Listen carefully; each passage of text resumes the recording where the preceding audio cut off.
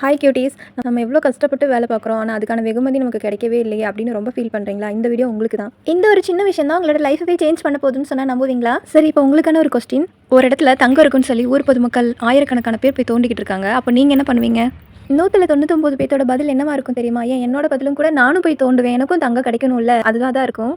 But அங்கே தான் நம்ம மிஸ்டேக் பண்ணுறோம். இந்த ஆட்டு மந்தையில் ஆடெல்லாம் பார்த்துருக்கீங்களா? ஒன்று போய் பள்ளத்தில் விழுந்துச்சுன்னா பின்னாடி வர எல்லாமே பள்ளத்தில் போய் விழுந்துரும். ஏன்னா முன்னாடி இருக்க ஆடு என்ன பண்ணுதோ அதுதான் பின்னாடி ஆடும் பண்ணும். ஆனால் ஸ்மார்ட்டாக திங்க் பண்ணுற யாருமே அந்த தப்பை பண்ண மாட்டாங்க. இப்போ ஸ்மார்ட்டாக நீ திங்க் பண்ணியிருந்தேன்னா உன்னோட பதில் என்னவா இருக்கும் தெரியுமா? அங்கே தோண்டிக்கிட்டு இருக்க ஆயிரக்கணக்கான பேத்துக்கு நீ பக்கத்தில் போய் ஹோல்சேலில் மண்வெட்டியோ கோடாரி வாங்கிட்டு வந்து நீ அதிக லாபம் வச்சு விற்கலாம். தங்கத்தில் தானே அதிக லாபம் கிடைக்கும். நான் சேல் பண்ணுறதுனால கிடைக்குமான்னு யோசிக்கலாம்.